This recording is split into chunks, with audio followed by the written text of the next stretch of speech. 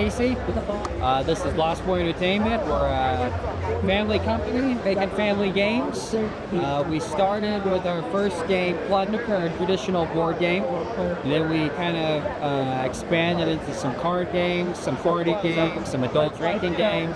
We recently came out with a new outdoor game. So be sure to stop by our booth. Thanks for stopping by.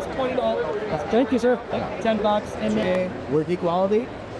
We're a group of independent comic creators, so we have a bunch of different genres like sci-fi, and some fantasy, superhero as well. You know, it's hard to push your own stories out there, especially original stories by people of color. You can start support as well. You know, it's great that we're able to get together and push our content like this.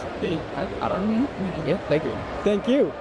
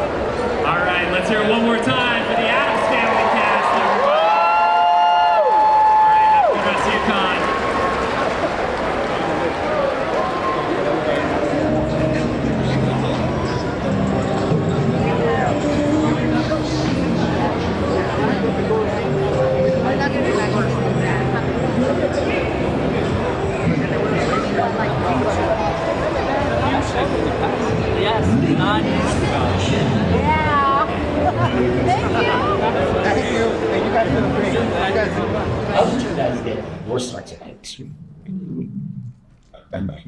I'll take that question first. Mine's, I'm sorry. Yeah, great. One. You're going to wrestle it for me. So mine was a little weird. I went to film school in the UK.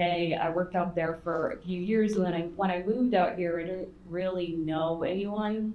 And I found a Facebook group looking for production assistants, and someone posted a job on there the night of the Oscars, but everybody was busy watching the Oscars. So I was the first person to respond. And I ended up working in like reality TV for 6 months. And while I was there, I met a bunch of crew, worked on scripted stuff, and I was like, please. Yeah, I just walked onto a set. Sometimes it's that easy. It just all depends on luck and timing and destiny. There was a show happening just down the street from where I lived in my neighborhood, and a buddy of mine who had done background work while we were filming in Shreveport, Louisiana. He was like, hey, they're making a movie down there. You want to go check it out? And I was like, yeah, that sounds awesome. So we walked down to where they were filming, and he knew the guy who was the AD, the assistant director, helping coordinate the stuff happening around the set. So basically, they're filming at a gas station on a street corner. We all know what that looks like. And then you have all these areas, the street, the sidewalk, people in the community, and you got to lock that down to keep people from interfering with the shot. You got to let people know, like, hey, sorry, the gas station is closed. You actually don't want to drive in there. The pumps don't work. They're not selling, ices and candy today. So they asked me when I showed up. I met the AD, talked to him, and he was like, yeah, you want to do a lockdown? I was like, sure. I had no idea what that meant. But I was like, this sounds cool. Let's do it. So I worked for free for 2 hours. He handed me a walkie and a headset. We call it the BK headset. Looks like you're working at a Burger King drive-thru. You hook it up to a walkie and you just listen. Day one, I'm hearing things, codes I've never heard before. But I did understand we're rolling and we cut. I understand all that.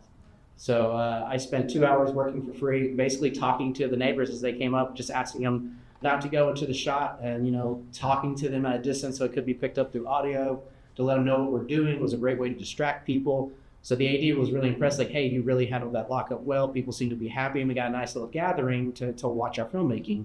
And that led to me getting a job later on and getting paid for it. But I just showed up and worked for free for 2 hours, and sometimes it just works like that. And so if you see filming in your neighborhood, walk over and say hi, So I started off as a production assistant. I actually met Paul before I started. I moved out to LA. I'm originally from Michigan. Didn't know anybody really, had no connections for the most part.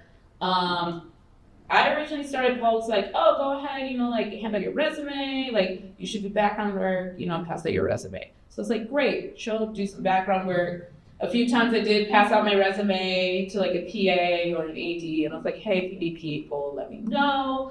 And all of them said, don't give me that, I don't want it.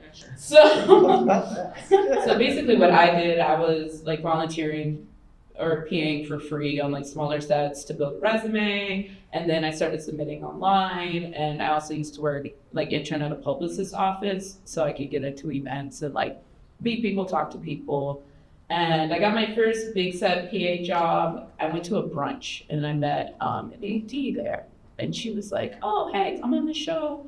We need extra people to stay. Had no clue anything. I showed up at the wrong call time. It was it was a learning experience, but I did get to PA on Blackish for my first show. Nice. So it just takes patience. I was a writer's PA. The way I got there is I did improv at UCB, and Sunday mornings was when all the assistants took improv.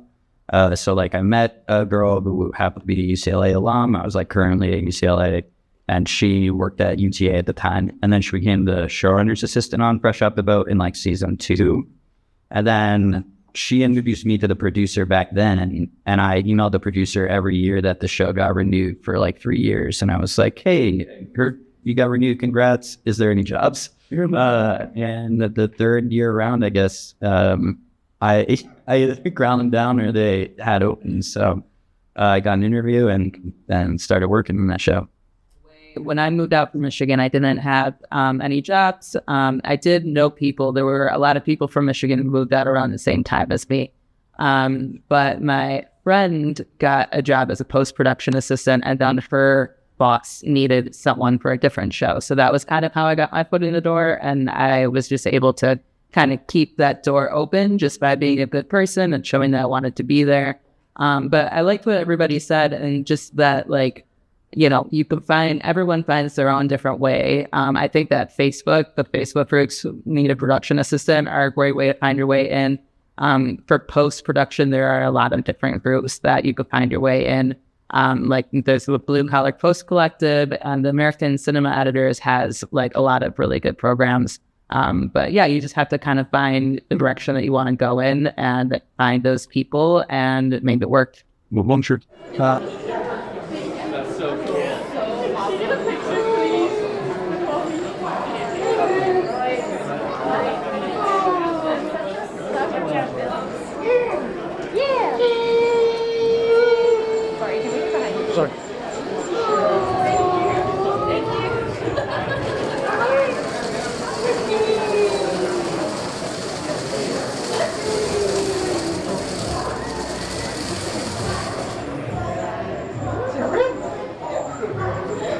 Hey, the Schwartz gig. Oh my. Is that Dark Helmet? Yes, it is. Take the back.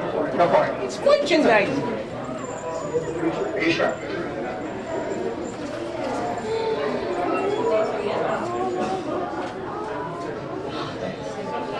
Oh, can you get a picture?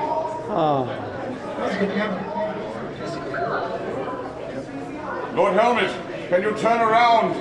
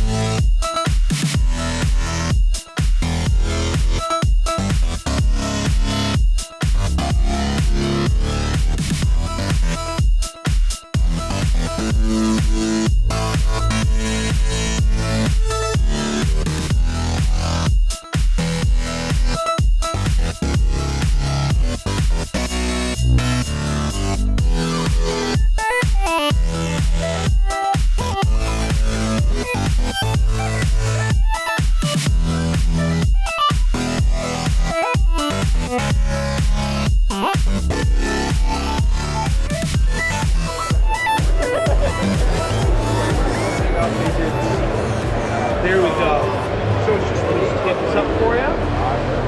Thank you so much. I hope you enjoyed it. These are our Hero-Rama displays. They're an immersive 1/6 scale diorama that's intended to really like create a scene and a theme to go with the figures, right? So the secret sauce for these dioramas is that LCD screen that we've mounted into the back of it. So this one features a 19-inch LCD screen that's in the background. And the idea behind the whole display is that they'll be modular, right? So you'll get this, get the base if you, and then you'll be able to swap out the sidewalls and the floor, and then add in like different accessories that make it really like as immersive and theatrical as you could do it. So it's Where can we find you? So you can find us at herorama.com, right here, or come up here and hit that smart code, the QR code, and you'll be able to use that to go to the website, sign up. We're going to be doing a Kickstarter at the beginning of next year, probably February of next year, and then you'll be able to come, sign up, save some money on the first one, support us, launching the business. Yeah. Welcome to the world of Imago. My name is Eric. I'm one of the creators and partners of this world. And this is a world entirely made up of paper.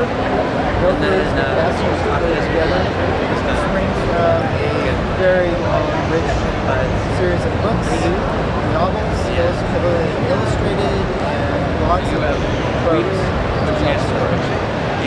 Thank you. Thank you.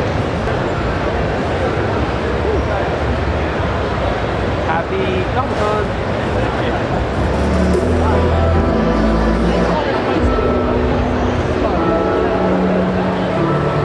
Hello, Comic-Con! How's everyone doing today? What advice would you give to aspiring filmmakers or technicians who are interested in a career in post-production? Oh, yeah. That's something I hope to answer.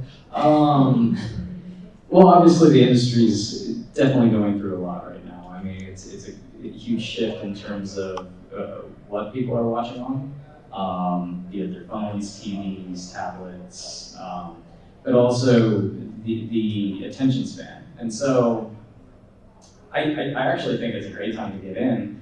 And at the very beginning, if you're aspiring to be a cinematographer, I think just shoot as much as you can. If it's even just some directors or friends on the weekends, grab a camera, no matter what kind of camera that is, and just try to shoot. Learn your composition, study the people and the cinematographers you like, and take screenshots of their work. Study the frames, study the reasons why they moved the camera or didn't move the camera. I mean, all the technical gack that you can have, it's great, but that's not what's going to make you a cinematographer. Understanding a story, understanding how to progress and tell a story through your work. It doesn't have to be a probe lens or some super fancy camera move, because does that really serve the story? So I think going all the way back, learning how to tell a story and understand how to read a story from a script and implement that is probably one of the biggest tools you can have if you want to be a cinematographer. Not everybody, but there's a lot of people out there that can make pretty images, but it goes beyond that sometimes when you're trying to tell the story. So yeah, just practice, shoot, get on in as many sets as possible. If you're not working full time as a cinematographer, hop on and be an AC or a camera assistant or an operator in other shoots so you can see how other DPs work, see how they light, see how they move the camera, and if you like that, maybe you can implement that into your own work. But it's all about just the reps and doing as many reps as possible. That's great advice. Yeah, I look at John Williams, who's 92 and still working, and that gives me some comfort and also inspires me. I'm thinking this, knock on wood, potentially a 30, 40, 50 year journey. Right. Thinking that scope, and it is definitely, it gives you a bigger sense of what's possible, and it allows you to kind of realize learning and evolving never stops. It's gone, I'm getting better at breaks, and that's why I keep crafts. So that's one thing. That's great. Yeah, I had another thing about lead. I mean, there's always a lot of tips on, study this, look at that, but I think what's more important is the human aspect of film, especially as AI starts to take over our jobs. The few humans left, you really need to learn how to work with and breathe really well. And I think my biggest advice when it comes to joining any field in the film industry is be prepared to celebrate each other. I think the reason that you have inspiration, you have a mentor, and you have work that you love is because you, in your mind, celebrated the work of an amazing artist at some point in time. And so as you become a professional in the industry, as you start in the industry, I have found, especially on my path, that give credit where credit is due, but really be willing and ready to celebrate other people's amazing work, especially as you start to figure out how it's done. It doesn't matter where it is. And that makes the people and the human aspect side of it more connective. And the more willing you are to put yourself out there as somebody who raises other people up and is like, damn, that was a really, really great job, the more you realize that those people gravitate towards you. Because competition's fun and all, but it's not sustainable in every field. First thing would be to have a serious conversation with yourself about if you're willing to put in the time and effort, the emotion in this industry. You'll be competing with people who don't mind working 20 hours a day, every day of the week, for months at a time. Don't underestimate, there's no such concept as you have too much information in your mind, or you've been too educated. Tool up and learn as much as you can, whether it's official courses or studying other people in your profession. And thirdly, nothing happens in this industry without a relationship. Now, you might start a relationship, or you might be introduced to somebody on a project, but continuing with that person, or expanding, or having that person recommend you to the next, and you start to grow a tree of connection, is only relationship. It's assuming that you've tooled up and you can add something creatively to the process. But if that relationship doesn't connect on a project, nothing expands. When you look around this giant convention hall, at the end of the day, just story is such a very basic part of the human experience. And so it is rooted in our humanity in a way that I don't think AI is ever going to be able to touch. And so the people that you want to connect with are already around you, or in your circle, they're close to you. So the idea of networking is not really figuring out who's already doing it. It's finding the people around you who share that passion and getting specific about the piece of the puzzle, the piece of this collaborative puzzle that is yours. Get specific about that, get great at that, and you'll fall right into place with other people who are passionate about their piece of that collaborative puzzle. That's great advice. And if I could add any insight as a writer, who I feel like sometimes I'm on the diametric opposite side of the production process, I think it's still important to, even as a writer, even when you're dreaming up the scenes, to know and be able to speak post-production, even if you only are conversationally post-production, because it's only going to facilitate better work from all these amazing artisans. Especially if you're a writer like me who wants to produce their own work or direct their own work like Angela, it's important to know, because we are a collaborative medium, how to speak to a cinematographer and a composer and your makeup head and everyone in between to execute your vision, right? Because we all sit alone in our dark rooms on our laptop dreaming up stories. But it's the making of the story and knowing how that actually is executed that separates you from your dark room and you from the red carpet.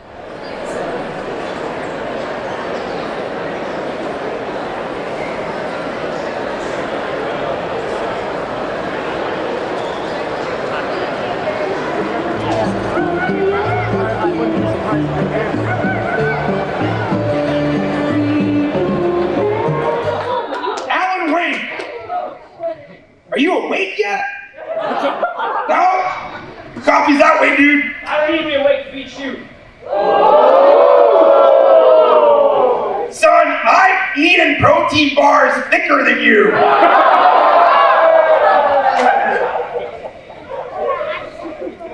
Bro, why would you brand an L on your head?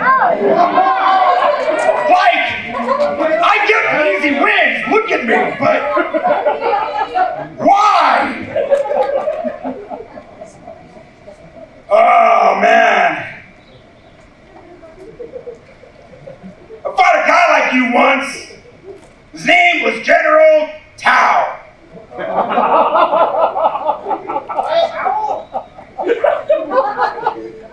It's his real name, look it up. And just like him, you're 20 years too late to be relevant. So, Ashley, if I can call you Ashley.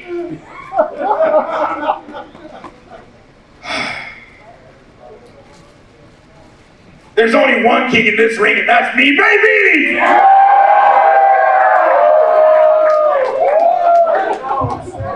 And for the audience, spotting is like when we sit together with either the sound or the music department, then we watch the picture or episode from beginning to end, start to stop, and talk about all the music choices or the sound choices.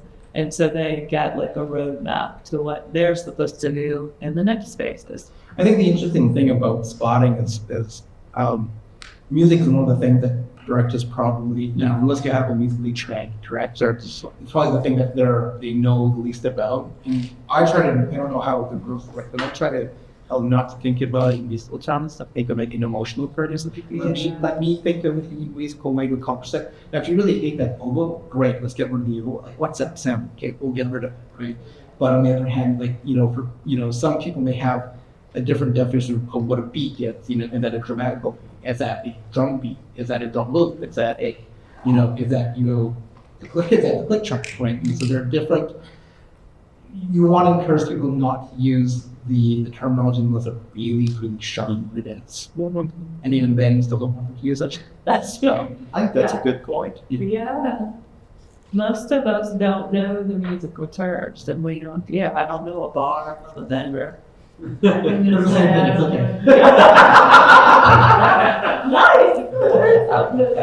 I think you'd be surprised when you're in spotting or in mixes how people don't use the actual terminology, even maybe if they know it. They say, it needs to be more fuzzy or more orange or bigger or deeper or not, a double bass. Yeah. But it's funny, when I work with a report with a mix engineer, my job fell, closing comments, I can't mix my way out of a box. So I just, what does this do? What's this actually, right?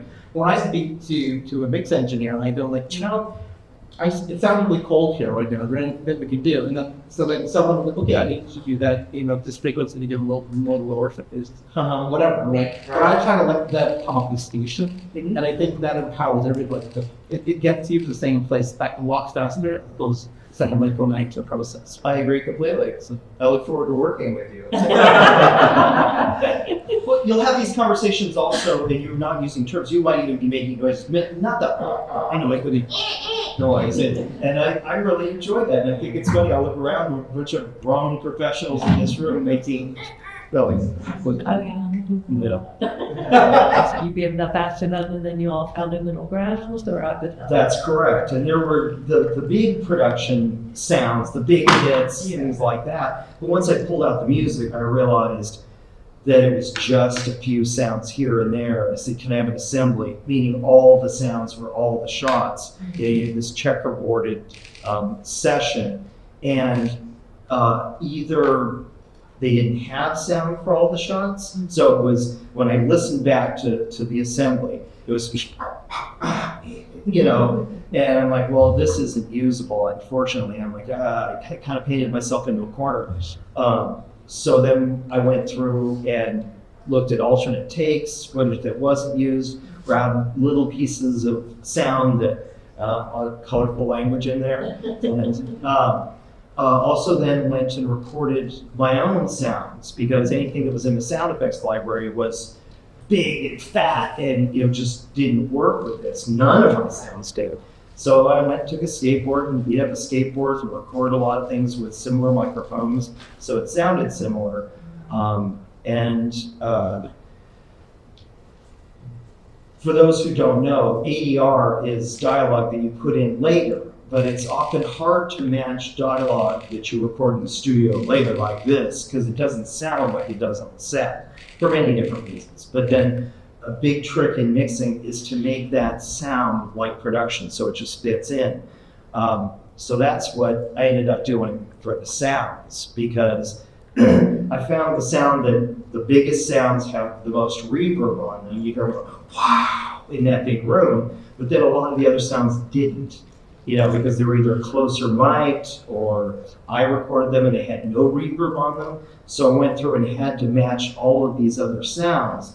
It's really a mosaic that you're seeing. Well, anything we do is a mosaic of sounds, but this was really a mosaic of 1,000 little sounds from either other production or maybe some sound effects in my library or things I recorded that I needed to add the same amount of reverb so it worked through the whole thing. Normally if you have music, it covers up a lot of things. We call it a Band-Aid or whatever, and it does cover up a lot of mistakes or little bumps or things that don't match. But without that, everything just stood out on its own. So it actually took a long time to do that. You would look at this and say, oh, it just seems like production sound. You just, shot it and that's what it is.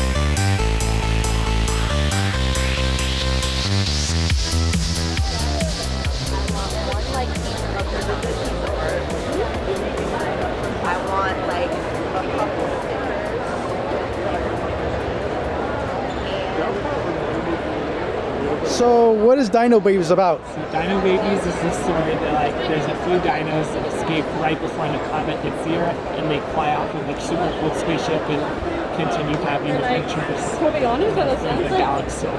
Awesome. And why did you choose this particular color palette? I kind of just follow my inspiration. It's like I don't always have like a clear idea of what it's gonna look like when I have this starting off thing. All that I just kind of let my imagination go and like, oh, this looks good, this looks cool, and just follow that. Awesome. Thank you. You're so welcome. Now, we have a party of heroes. We have a party of villains. Now, we are going to begin playing by pitching them against each other. Here's how this is going to work. I'm going to ask them what they think they do in a situation, and then they are going to roll the 20-sided die to see what the outcome is. A 1 is the poopiest, most terrible thing that could ever happen. A 20, the most miraculous. So, where do we find our heroes on their day off? None of you know with the 2 heroes, 3 villains, none of you? I'll be a hero. Yeah, you guys want to join in with the heroes? Peer pressure. Come on up. Let's hear from you guys. Let's see. Oh, what kind of a hero are you? I'm a druid. A druid. Go ahead and line up over here right next to our druid. And tell us, druid, what kind of nature magic do you do? I like doing magic with mushrooms. Magic with mushrooms. Let's hear it for that druid, ladies and gentlemen. And tell us, what kind of hero are you? Cleric. A cleric, somebody to keep the party of heroes alive. Incredible. And let's say your warrior manages to get a boo-boo on their head. How do you fix their head? Oh, healing word, obviously. Yeah. Give me some healing words, ladies and gentlemen. Let's hear it for the healer. Go ahead and step up on stage and join your party of heroes. Peer pressure. So, there our warrior is, on their day off, in a swamp full of frogs, when they start climbing this magnificent-looking tree in the middle of the bog. When you do put your hands on the branch, one of the branches snaps, hits you in the face, and you just fall right back onto the water, splashing, and a bunch of frogs start jumping on you. Now, where's my mage? Mage! There you were on your day off, in the swamp full of frogs, when your warrior suddenly tried to climb a tree and smack their own face with a branch. What do?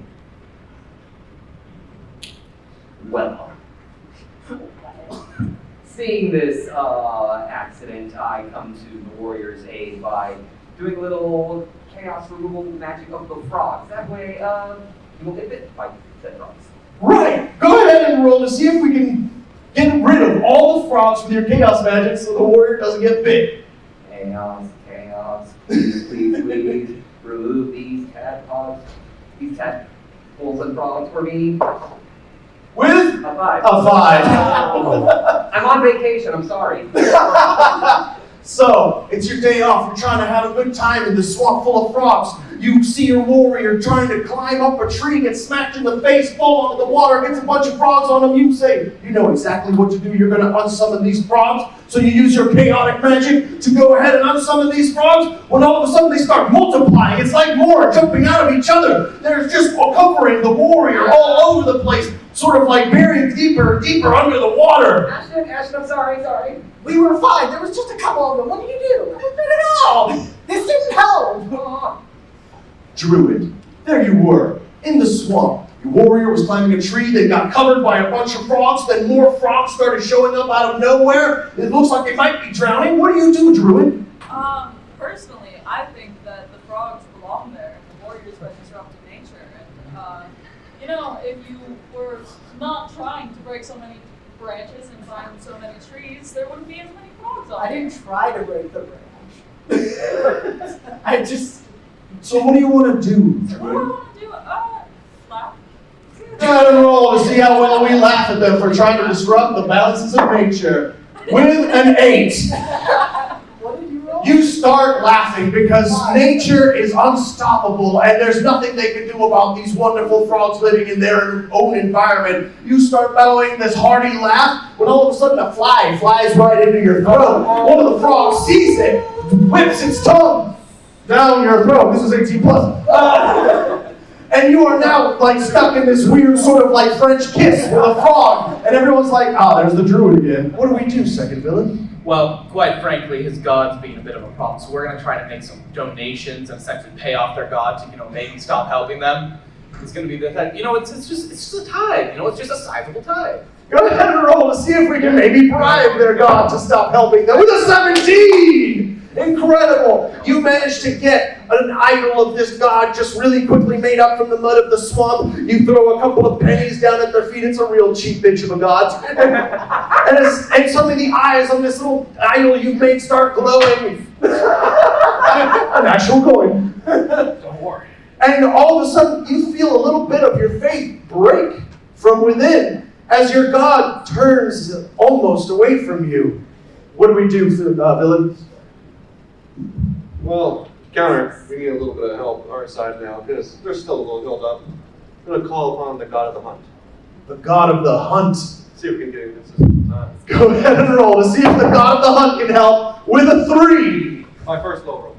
That is true. That is true. So you do your prayer to summon the god of the hunt, and you're asking for help, and somebody's like, shh, I'm stuck and pray.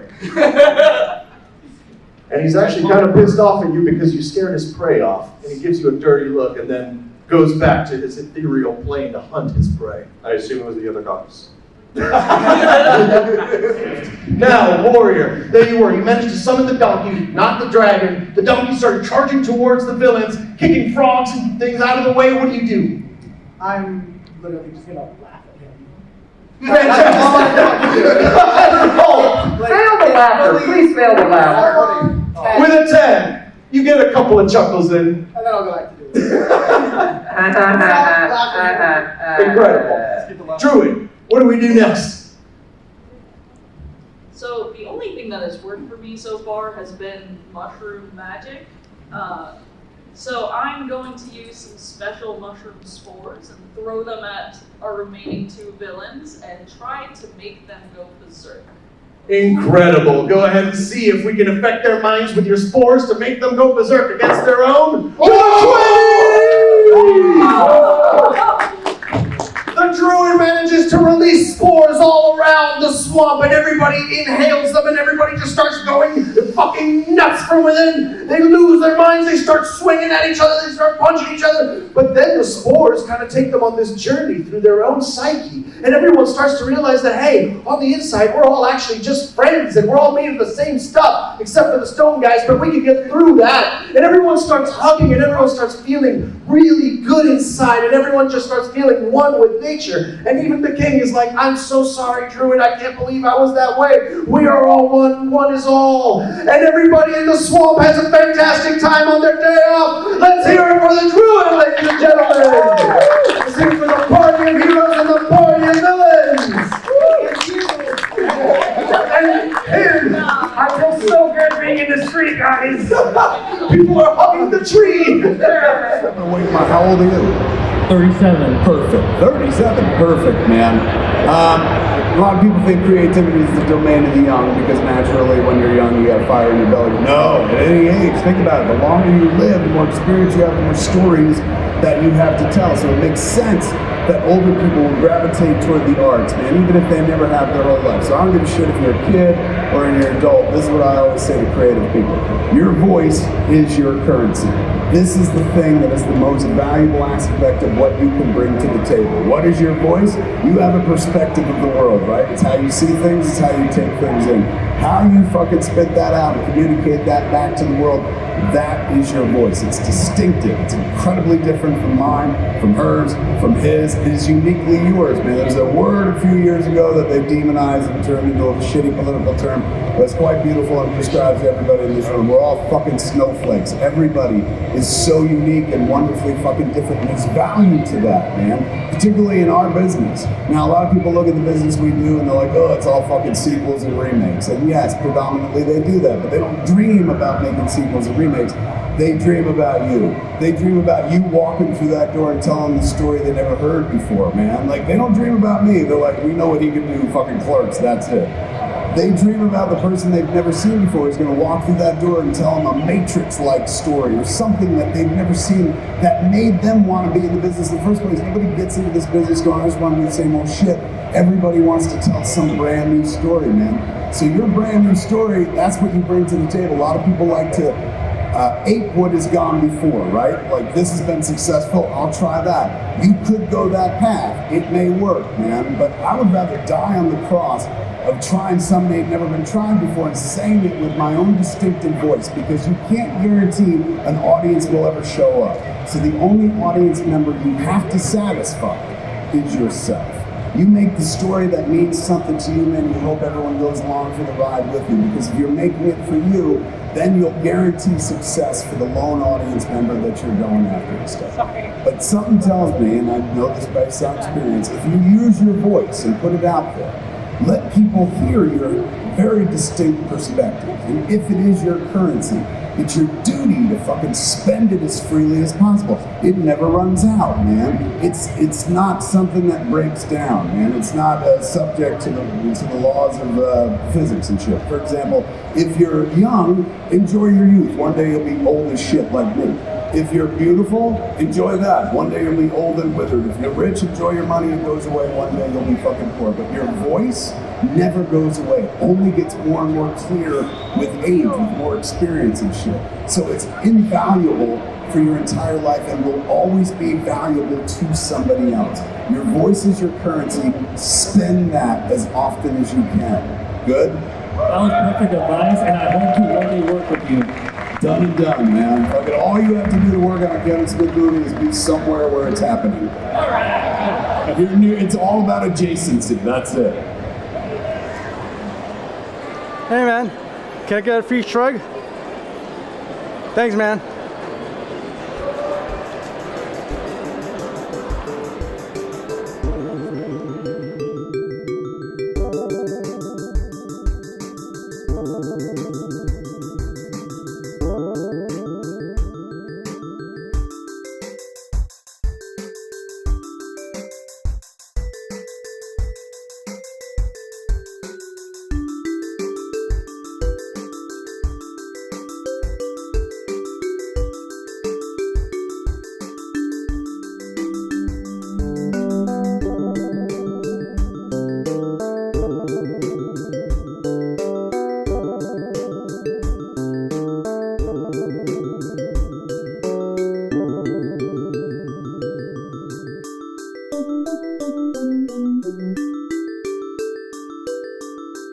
Dun, dun, dun, dun, dun.